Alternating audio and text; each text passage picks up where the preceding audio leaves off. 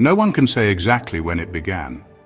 It wasn't one video, one headline, or one moment that shifted everything.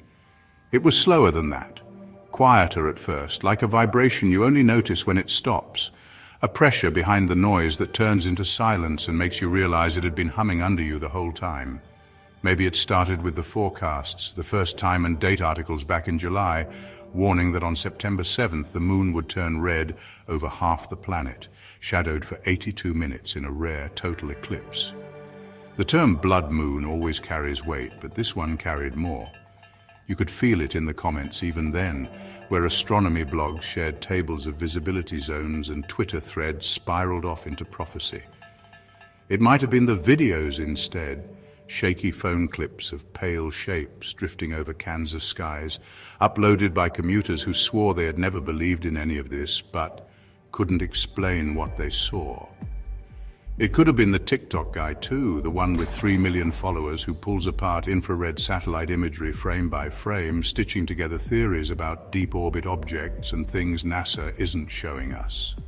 But maybe it wasn't any of those things on their own. Maybe it was all of them at once. A slow layering of signals, none strong enough to demand attention, but all resonating in the same frequency range, like dry timber stacked on a quiet hillside. And if you were the kind of person who looked up at 3 a.m. and felt that silence pressing down, you knew something was gathering, something just waiting for a spark to set it moving. The feeling wasn't hysteria and it wasn't belief, it was anticipation. When the spark came, it wasn't dramatic, just another video. A man on a Singapore Airlines flight filmed what he thought was sunlight catching on the wing until the turbulence steadied and the shimmer held, fixed in the mid-distance, moving with them. The clip was 40 seconds long, posted without comment, almost buried by the noise until it wasn't. Within 12 hours, it had 15 million views. Within 48, it was everywhere, dissected on Reddit frame by frame, remixed into TikTok explainers, narrated by YouTubers whispering about official denial. The algorithm saw the numbers and did what algorithms do. It fed the fire. From there, things didn't just accelerate, they bent. The moon stopped being the moon. It became a symbol. Once the September eclipse entered the frame, it wasn't just an astronomical event anymore, it was evidence, a hinge in the narrative, a sign that whatever people thought they were watching in the skies was part of something larger. UFO clips that had been floating in isolation for months were suddenly pulled into orbit around it, gaining weight, reframed not as curiosities but as confirmations. TikTok was flooded with voiceovers about Project Bluebeam, a decades-old conspiracy theory alleging that governments would stage alien phenomena using projected holograms in the sky as a prelude to social control. Hashtags shifted in days. UFO disclosure gave way to #Blood Moon Aliens, which was overtaken almost instantly by #Project Bluebeam. It was around then that the collective language changed, subtly at first, but unmistakably once you saw it. People stopped asking what if and started saying, of course. Of course they've been hiding things. Of course this was never just an eclipse.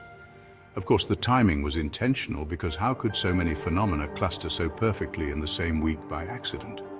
By early September, the skies themselves had become a canvas, and everyone was painting on it. Every meteor streak, every aurora pulse, every glint caught on a ring camera lens. Each became a stroke of confirmation, folded back into the narrative without question. And then September 7th arrives. That night, the blood moon rises heavy and red, its shadow turning the sky into something ceremonial. Over 30 million people will watch it live across TikTok, YouTube, and Instagram. In Oslo, a geomagnetic storm produces unexpected auroras that washed green light over rooftops. In Dublin, the same storm pushes northern lights farther south than anyone predicted, feeding the sense of cosmic choreography. In Dallas, a meteor flare flashes across a ring camera feed and is reposted hundreds of thousands of times with captions tying it to signals from orbit. A Jakarta commercial jet pilot reports shimmering discs pacing the horizon, and the clip of his air traffic audio hit Twitter within minutes. Every anomaly occurring that night, real or imagined, has been ordained long ago. People have already decided what the story is, and now they are watching it arrive, moment by moment, reshaping their feeds and their frameworks as it unfolds. Official statements denying UFO activity only deepen the conviction. NASA's social posts, reassuring viewers that nothing unusual is occurring in Earth's near orbit, have the hollow ring of coordinated suppression. The absence of confirmation became proof of its existence. Now, the question of whether the ships are real or the footage authentic doesn't matter anymore. The narrative has absorbed the uncertainty and metabolized it into belief. People weren't just watching the sky, they are decoding it, connecting scattered threads into constellations of meaning, drafting new scripture live in comment threads and voiceover duets, and stitched TikToks set to slowed-down music box remixes of pop songs. It can feel apocalyptic, but not in a way that spells endings, more like openings. Like maybe this was never about destruction, but revelation. That maybe the blood moon was a marking, not a warning. That maybe they, whoever they were, weren't arriving but had always been here, waiting for us to finally notice. And when the eclipse deepens into its full red shadow, we won't just be looking at the moon anymore. We'll be seeing patterns bloom in the sky, a story writing itself across atmospheric layers, a sense of collective arrival that bypass skepticism entirely. The footage we've seen, flickers of light, streaks of motion, shadows resolving into shapes, floods feeds faster than anyone could verify, but verification has ceased to be relevant. Truth has shifted into a different register, consensus, not evidence. And now convergence comes to carve a permanent groove into perception. So embrace your readiness to see meaning in any anomaly, to bind together signals that would have once lived in separate streams. This story has no author, only millions of narrators, and it doesn't dissolve when the eclipse passes. It coils deeper, waiting for the next triggers. So listen to it, that hum beneath everything. The sound of feeds and minds aligning, of signals stacking and weaving into something too large to name. A sense that something had crossed over, not in the sky, but in us.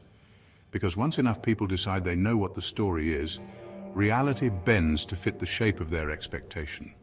And by September, the expectation had become prophecy. When the sky finally answered, it didn't matter what it said. People had already written the ending.